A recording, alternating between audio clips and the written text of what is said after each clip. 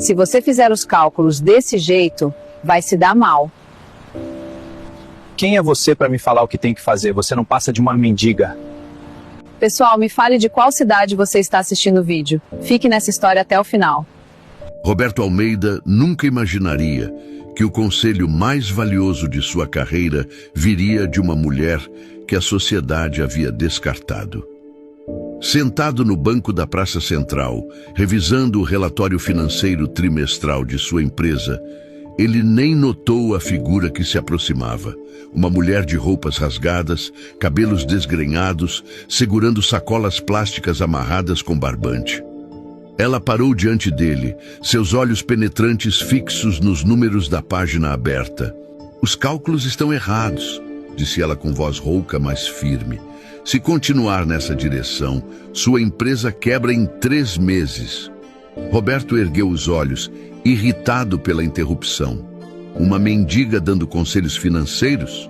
Ele soltou uma risada amarga, fechando a pasta com força. Que absurdo! Vá embora, por favor. Não tenho tempo para isso. A mulher apenas balançou a cabeça devagar, como quem já esperava aquela reação, e se afastou, arrastando suas sacolas. Roberto voltou ao relatório, mas aquelas palavras ecoavam em sua mente sem permissão. Antes de continuar esta história incrível, comente aqui embaixo o nome da sua cidade. Deixe seu like se você acredita em segundas chances e se inscreva no canal para mais histórias emocionantes que vão tocar seu coração. Ative o sininho para não perder nenhuma. Final feliz, garantido. 3 semanas depois daquele encontro aparentemente sem importância, Roberto Almeida estava em sua sala de reuniões no 15º andar do edifício espelhado que abrigava a sede da Almeida e Associados. A empresa de consultoria financeira que seu pai havia fundado 40 anos atrás era sua herança e seu orgulho.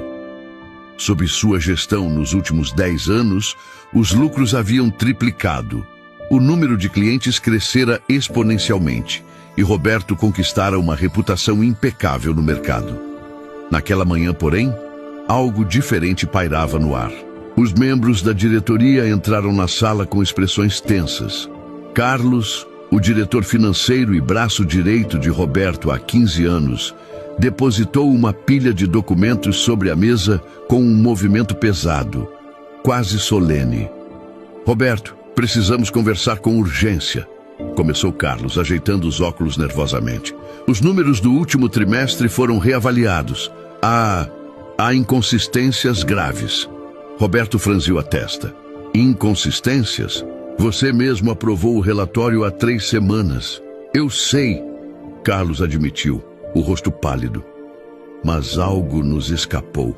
Um dos nossos maiores clientes, a Tecnova, está envolvida em um escândalo de fraude contábil.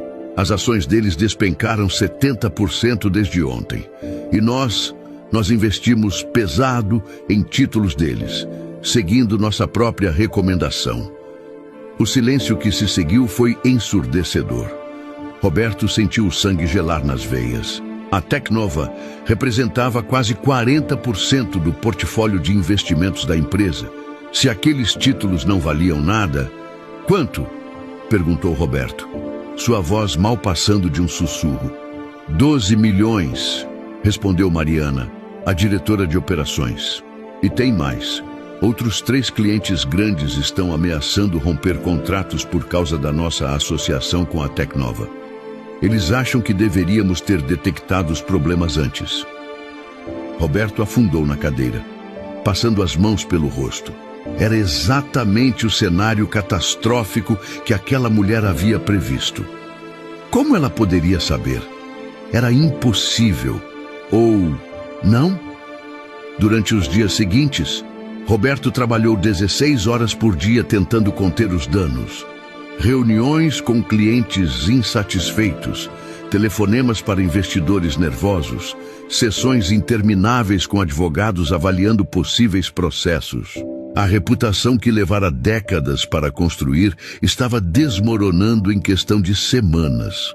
Numa noite particularmente difícil, Depois de perder mais um cliente importante, Roberto saiu do escritório exausto. Já passava da meia-noite quando ele atravessou a praça onde tudo havia começado. E lá estava ela novamente, a mesma mulher, sentada no mesmo banco, suas sacolas ao lado. Desta vez, Roberto não passou reto.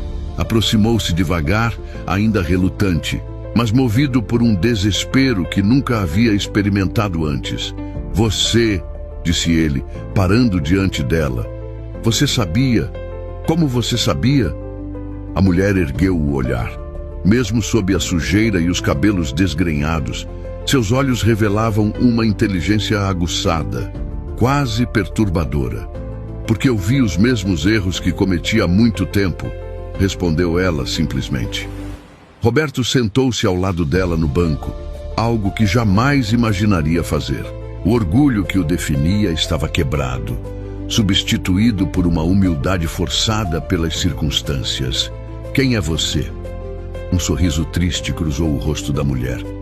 "Meu nome é Helena Cardoso, ou era. Já não importa mais."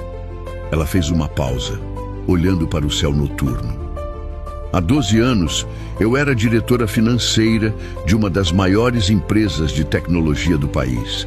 Tinha tudo: casa, família, respeito, mas cometi um erro. Confiei em números que pareciam perfeitos demais para serem verdade. Não investiguei mais a fundo porque tinha pressa em fechar o trimestre com resultados espetaculares." "O que aconteceu?" perguntou Roberto, completamente absorto. "Fraude. Os números eram maquiados. Quando tudo veio à tona, a empresa faliu. Fui responsabilizada. Perdi tudo. Meu marido me deixou. Meus filhos ficaram com vergonha de mim. Perdi minha casa. Cair foi rápido. Levantar..." Ela olhou para suas mãos calejadas. "Levantar parece impossível às vezes." Roberto sentiu um aperto no peito. "E você vive aqui? Na rua? Durmo em abrigos. Às vezes aqui na praça quando eles estão lotados. Sobrevivo com o que as pessoas dão, com o que encontro." Helena virou-se para ele, seus olhos penetrantes encontrando os dele. "Mas minha mente ainda funciona. Quando vi aquele relatório na sua mão, reconheci os padrões. Os mesmos números bonitos demais, as mesmas projeções irrealistas. Precisei avisar." "Por quê?" Roberto perguntou genuinamente confuso. "Por que se importar? Eu fui rude com você." "Por quê?" Helena disse suavemente. "Eu sei o que vem depois. E não desejo isso para ninguém, nem para quem me trata com desprezo." Naquele momento, algo mudou em Roberto. Ele havia passado toda a vida rodeado de pessoas que o bajulavam, que concordavam com tudo o que ele dizia, que mediam cada palavra em sua presença.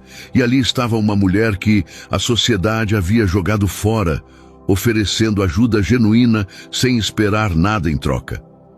"Você pode me ajudar?" perguntou ele, a voz embargada. "Minha empresa está desmoronando. Estou perdendo clientes, dinheiro, minha reputação. Eu não sei mais o que fazer." Helena estudou seu rosto por um longo momento. "Você realmente quer minha ajuda? Ou só está desesperado?" "Ambos", Roberto admitiu com honestidade, "mas principalmente porque acho que você enxerga coisas que eu me recusei a ver." A mulher assentiu devagar. "Está bem, mas tem uma condição. Qualquer coisa, você vai me ouvir. De verdade. Não vai me interromper porque acha que sabe mais. Não vai descartar minhas ideias porque venho da sarjeta. Vai me tratar como a profissional que eu fui. Pode fazer isso?" Roberto engoliu seco e estendeu a mão. "Pode." E assim começou a parceria mais improvável do mundo corporativo. Na manhã seguinte, Roberto fez algo que chocou toda a sua equipe.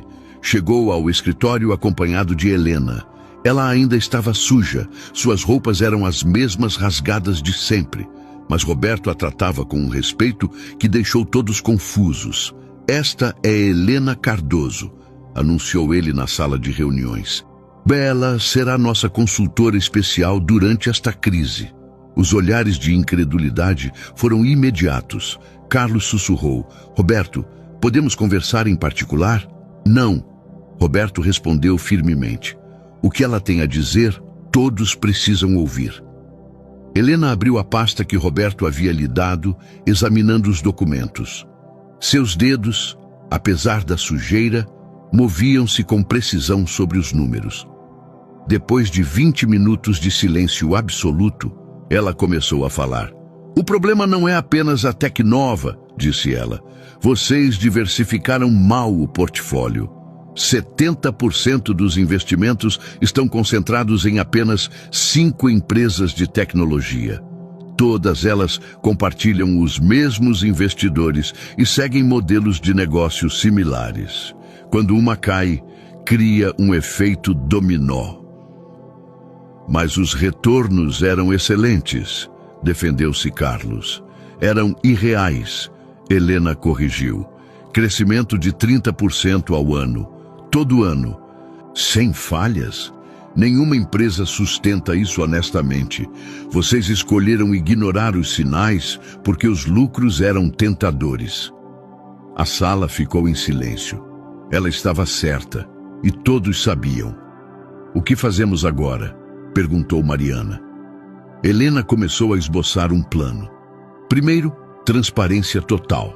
Chamem os clientes, admitam o erro, mostrem que estão agindo para corrigir. Segundo, reestruturação completa do portfólio. Investimentos conservadores. Diversificação real em setores diferentes. Terceiro, auditoria externa independente em tudo. Mostrem que estão comprometidos com mudanças reais. Isso vai custar uma fortuna, Carlos murmurou. Menos do que a falência, Helena retrucou. Durante as semanas seguintes, Helena praticamente morou no escritório. Roberto providenciou um quarto num hotel próximo para ela. Mas Helena trabalhou tantas horas que mal o usava. Ela revirava cada documento, questionava cada decisão, obrigava a equipe a pensar de formas novas. Inicialmente, a resistência foi enorme. Funcionários reclamavam em particular. Como ele pode confiar numa mendiga?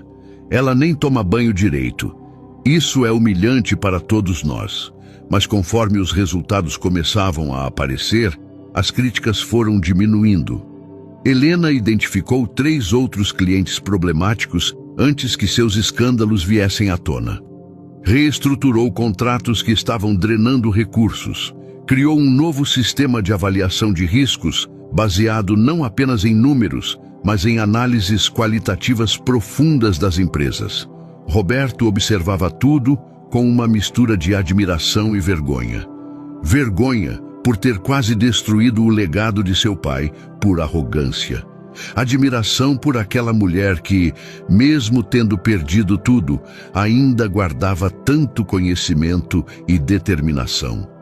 Uma noite, trabalhando até tarde, Roberto perguntou: Helena, por que você realmente está fazendo isso? Você poderia ter me deixado afundar. Eu fui terrível com você. Helena não ergueu os olhos dos documentos. Porque durante minha queda, ninguém me estendeu a mão. Todos que eu achava que eram amigos desapareceram. Pessoas que eu havia ajudado viraram as costas. Aprendi que a compaixão é rara neste mundo, mas aprendi também que posso escolher ser diferente.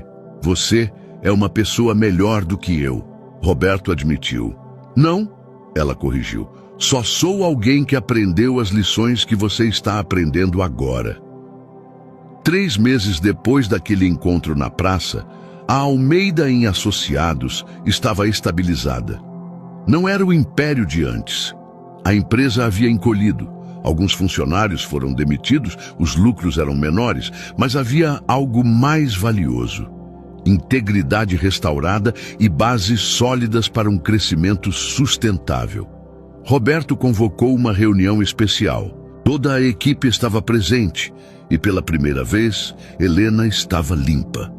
Roberto havia insistido que ela usasse o banheiro executivo, oferecera roupas novas, levara-a a um salão. Mas não foi isso que mudou sua aparência mais profundamente. Foi o brilho que havia voltado aos seus olhos. "Tenho um anúncio importante", começou Roberto. "Helena Cardoso será nossa nova vice-presidente de gestão de riscos, com salário compatível com sua experiência e importância para esta empresa." O aplauso foi sincero. Até os mais céticos haviam aprendido a respeitar aquela mulher extraordinária. Mas Helena levantou a mão. "Aceito a posição com gratidão, mas tenho uma condição." Roberto sorriu. "Sempre tem com você. Quero criar um programa de reintegração profissional para pessoas em situação de rua com formação acadêmica. Há talentos desperdiçados nas ruas porque ninguém dá uma segunda chance. Vamos mudar isso." "Aprovado." Roberto respondeu sem hesitação. Nos meses que se seguiram, o programa trouxe resultados impressionantes. Ex-profissionais que haviam perdido tudo por crises pessoais, doenças ou simples má sorte, encontraram novas oportunidades. A Almeida, em Associados, tornou-se referência não apenas em consultoria financeira, mas em responsabilidade social corporativa. Roberto mudou profundamente. Ainda era um empresário ambicioso e competente, mas havia aprendido humildade. Aprendeu que o valor de uma pessoa não está em suas roupas ou endereço, mas em seu caráter e conhecimento. Aprendeu que o orgulho cega e que escutar pode salvar vidas e empresas. Helena recuperou não apenas sua carreira, mas algo mais precioso, sua dignidade e propósito. Seus filhos, ao saberem de sua história de redenção, procuraram-na. O reencontro foi difícil, cheio de lágrimas e pedidos de perdão de ambos os lados, mas foi o começo de uma reconstrução. E tudo começou com uma frase simples, dita por alguém que a sociedade havia descartado, mas que guardava a sabedoria que nenhuma universidade poderia ensinar. A sabedoria nascida da queda, do sofrimento e da escolha de permanecer humano, mesmo quando o mundo nos trata como menos que isso. Roberto nunca mais passou por aquela praça sem lembrar do dia em que seu orgulho quase destruiu tudo. E sempre que enfrentava uma decisão difícil, ouvia na mente a voz rouca de Helena dizendo: "Os cálculos estão errados." Porque às vezes, os cálculos mais importantes não são os que aparecem em planilhas, mas os que fazemos sobre quem merece nossa atenção, nosso respeito e nossa compaixão. Fim. Gostou dessa história de transformação e segunda chance? Comente aqui embaixo qual a lição mais importante que você tirou. Não esqueça de curtir e compartilhar com alguém que precisa acreditar em recomeços. E se inscreva para mais histórias emocionantes.